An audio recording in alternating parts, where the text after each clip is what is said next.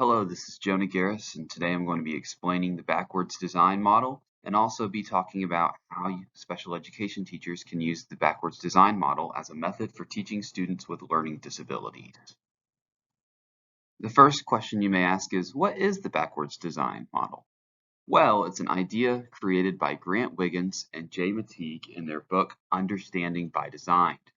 And it starts with desired results. So at the beginning of unit planning, the first thing the teacher will determine is what are the desired results of my students for this unit. And the central focus is this idea of the big idea. And teachers will use the desired results and the big ideas to drive assessment and instruction. So before creating any tests or any lessons, the first step is that teachers determine what are the desired results, what do I want my students to learn, and what are the big ideas. When looking at backwards planning, I organized it into 3 steps. Step 1 being standards analysis, step 2 being creating the assessments, and step 3 being creating corresponding lessons.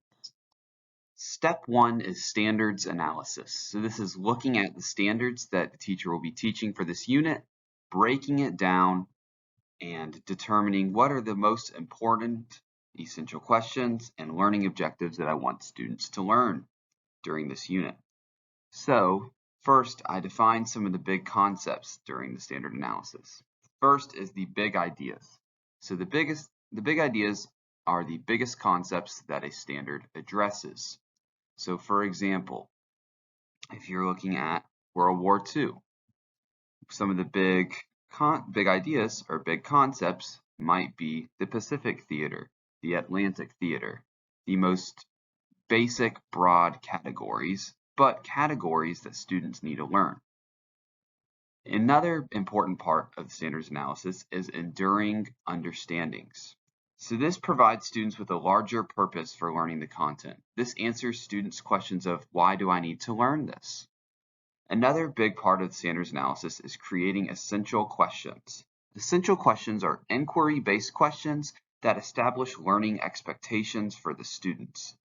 These are the questions that you often write on the board at the beginning of class so students know this is what I'm learning today. Continuing on with standards analysis, learning objectives provide students with tasks that help students answer the essential question. And Joyce Kyle Miller, a lecturer at American College of Education, splits learning objectives into 3 different parts: task, condition, and standard. Tasks asks, what is the student doing? Condition asks, how will the student perform the task? And standard asks, how well must this task be performed? And an excellent organizational tool to put all of these definitions and vocabulary terms together is a curriculum map. A curriculum map is a planning tool that ensures standards, assessment, and lessons are all aligned, and it includes the essential question, learning objectives, and big idea. We've reviewed a lot of definitions, and sometimes just seeing definitions doesn't help grasp the concept. So I've provided a specific example. The standard I used is from Gwinnett County Public Schools, and this standard states, investigate the domestic impact of World War II, including war mobilization as indicated by rationing, wartime conversion, and the role of women and African Americans or blacks using primary and secondary sources and interpreting political cartoons. So, first thing I looked at was the big ideas. Some of these big ideas were war mobilization, rationing, wartime conversion, the role of women and African Americans during World War II, using primary and secondary sources, and interpreting political cartoons. And some of the enduring understandings that I created for the standard was how World War II affected the United States' journey to social justice, and how war impacts the economy. Now that I've broken down the standard, I can create essential questions and learning objectives based off that big idea. So some of the essential questions that I created were, how did the American home front change during World War II? and how has society changed since the 1940s? These essential questions address my big ideas and my enduring understandings. And my hope is by creating these learning objectives that students will have the answers to the essential questions. And since the students will have the answers to the essential questions, they'll be able to grasp the big ideas and the enduring understandings. And the learning objectives that I created for this unit were students will be able to explain the domestic changes that occurred during World War II with 90% accuracy. Students will be able to connect societal issues from the 1940s to modern societal issues with 80% accuracy, and students will advocate for societal changes or continuity based on their findings of the domestic changes that occurred during World War II. Looking at my first learning objective, the first thing that you'll notice, it is measurable with 90% accuracy, which meets Miller's 3 requirements of standard. How well must this task be performed? Answer is 90%. Task, what is the student doing? They are explaining the domestic changes that occurred during World War II. And the other part of Miller's 3 parts of learning objectives is condition, where it says how will the students perform the task. And the curriculum map I have on the next slide will show how students will be performing this task and achieving this learning objective. So, looking at my curriculum map, you can see the standard, learning objectives, grade level that I'm teaching, content area, unit title, length of unit, description of unit of study, and then in my curriculum map, I have the content listed, knowledge and skills listed, suggested assessments listed, activities listed, and resources listed. So by writing out this curriculum map, I can make sure that everything in my unit aligns prior to creating materials. Also, these activities, like I stated earlier, they matched the condition part of Miller's 3 parts of a learning objectives. I can make sure that my activities align with my learning objectives to ensure that I'm making effective learning objectives that will be assessed. After creating the curriculum map, we know what we want the students to learn and how we're going to get them to learn the content.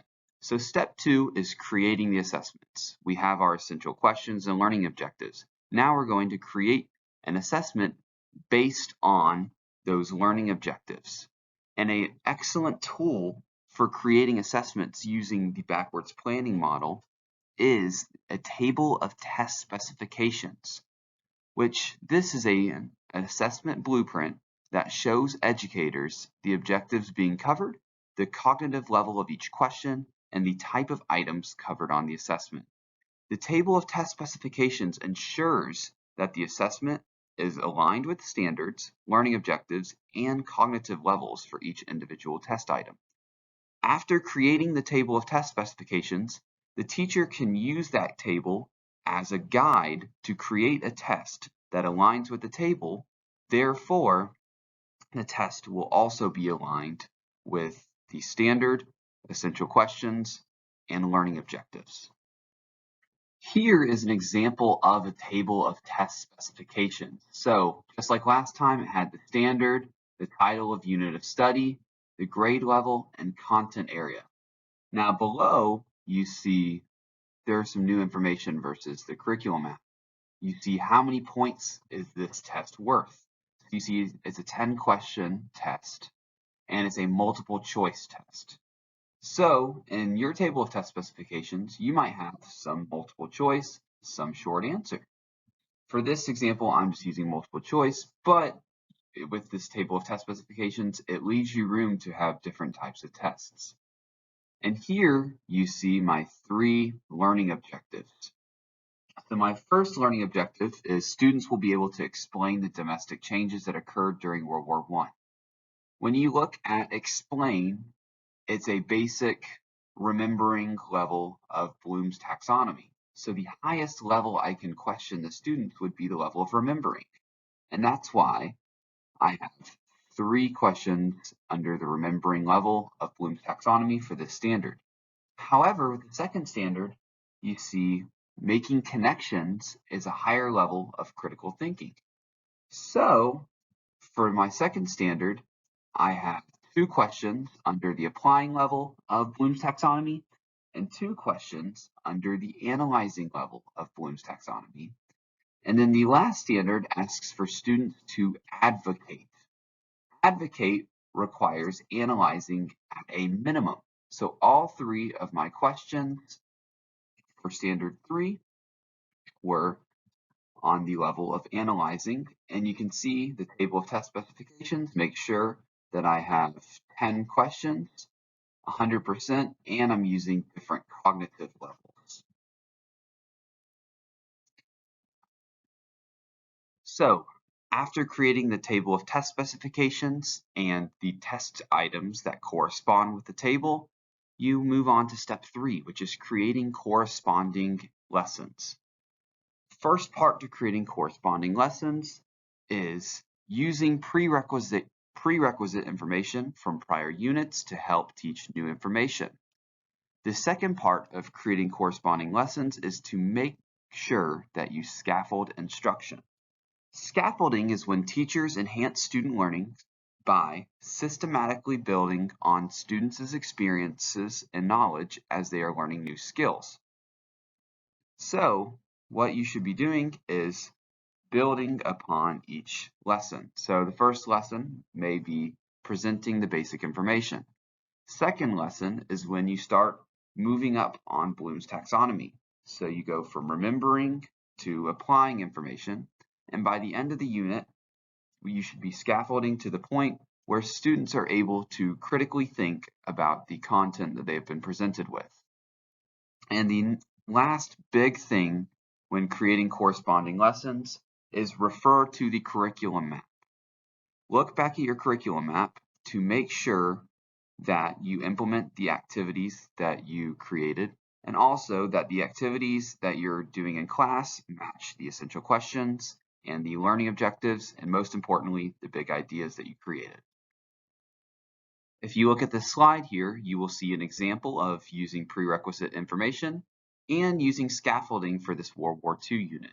An example of using prerequisite information to introduce new concepts would be referring to the Great Depression or Great Migration when discussing domestic changes during World War II. And an example of scaffolding would be discussing Executive Order 8802 one day, where the defense industries was desegregated, and then the next day talk about how Executive Order 8802 eventually led to the desegregation of the armed forces.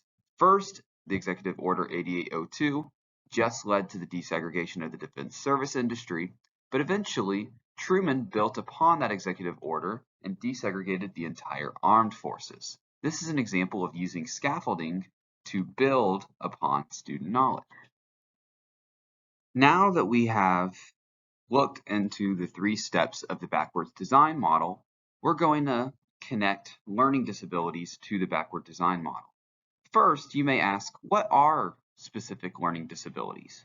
According to IDEA, which was legislation explaining what each category of special education is, a specific learning disability is a disorder in one or more of the basic psychological processes involved in understanding or in using language, spoken or written, that may manifest itself in the imperfect ability to listen, think, speak, read, write, spell, or to do mathematical calculations, including conditions such as perceptual disabilities, brain injury, minimal brain dysfunction, dyslexia, and developmental aphasia.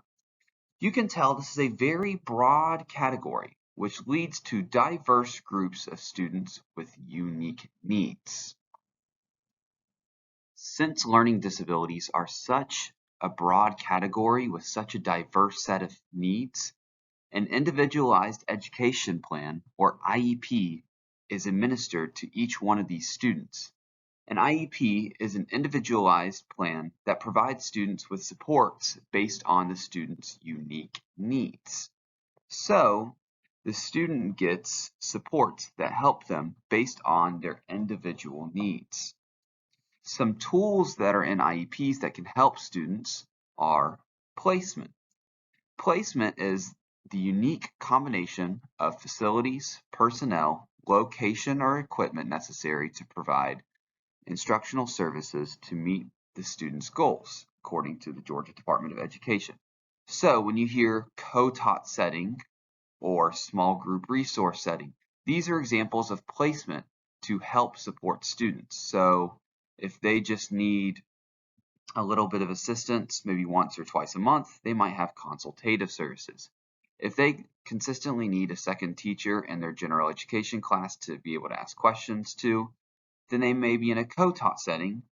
Or if their disabilities is a bit more profound, they may be in a small group resource setting where they're in a more intimate setting where they can ask the teacher questions and they don't feel overwhelmed by a large group of students.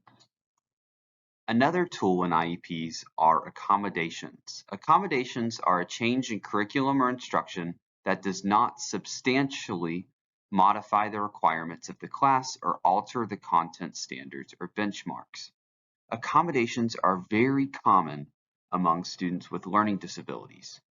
The other type of tool to help modify instruction are called modifications. Modifications are a bit more severe because they're a change in curriculum or instruction that substantially alters the requirements of the class or its content standards or benchmarks. When you look at students with learning disabilities, you're going to look at accommodations more so than modifications, but both tools can be utilized to help students with learning disabilities. Now we're going to look into how backwards design helps students with learning disabilities. First, it helps by scaffolding. Scaffolding instruction is where we break down information and piece it and help guide students through the critical thinking process. This really helps students with learning disabilities, especially those with deficits in fluid reasoning. Second, creating learning objectives prior to assessment helps students with learning disabilities because we can ensure that the assessments cover what we are learning. And the third thing that helps is creating assessment prior to lessons.